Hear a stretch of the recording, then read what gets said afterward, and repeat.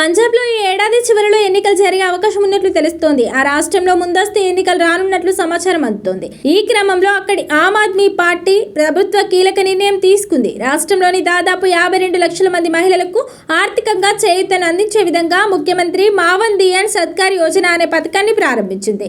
ఈ ప్రతిష్టాత్మక పథకాన్ని పంజాబ్ ముఖ్యమంత్రి భగవంత్ మాన్ సింగ్ సంగ్రూ జిల్లాలోని ధూరి నియోజకవర్గంలో ప్రారంభించారు. 2022లో ఎన్నికల ప్రచారంలో ఇచ్చిన హామీ మేరకు ఈ పథకాన్ని ప్రారంభించారు. అయితే ఈ పథకంపై రాష్ట్రంలోని ప్రతిపక్షాలు కీలక ఆరోపణలు చేస్తున్నాయి. 2027 ఎలక్షన్స్ నేపథ్యంలో ఓట్ల కోసం ఈ పథకాన్ని తీసుకొచ్చారని తెలిపాయి. ఈ పథకంలో భాగంగా రాష్ట్రంలో అర్హులైన ప్రతి మహిళకు ప్రతి నెల 1000 రూపాయలు అందుతాయి. ఎస్సీ కేటగిరీకి చెందిన మహిళలకు ఒక్కొక్కరికి ప్రతి నెల 1500 అందుతాయి.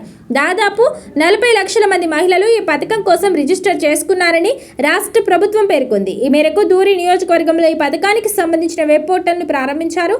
అర్హులైన మహిళల అకౌంట్లలో తదుపరి 3 నెలలకు సంబంధించిన నగదు డైరెక్ట్ గా జమ అవుతుందని తెలిపారు. ఈ మేరకు రాష్ట్రంలో అర్హులైన ప్రతి మహిళకు 3000 అందనున్నాయి. అలాగే ఎస్సీ మహిళకు ప్రతి నెల 4500 అందనున్నాయి. జూలై, ఆగస్టు, సెప్టెంబర్ ఇలా 3 నెలలకు సంబంధించిన నగదు లబ్ధిదారుల ఖాతాల్లో పడనుంది. ఈ మేరకు వారి రిజిస్టర్డ్ మొబైల్ నెంబర్లకు మెసేజ్లు వస్తాయని స్పష్టం చేసింది రాష్ట్ర ప్రభుత్వం.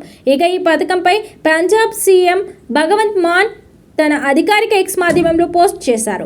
ఎంతో ప్రణాళికతో వచ్చే సంవత్సరాల్లోనూ ప్రతి నెల నిరంతరాయంగా మహిళల ఖాతాలో నగదు జమ అయ్యే విధంగా ఈ పథకాన్ని పటిష్టంగా అమలు చేసేందుకు నిర్ణయించాం. ఈ ఆర్థిక సాయం ఆర్థికంగా వెనుకబడిన మహిళలకు చేయూతను అందిస్తుంది. ఈ పథకం ద్వారా రాష్ట్రంలోని 97% మంది మహిళలకు లాభం చేకూరనుంది.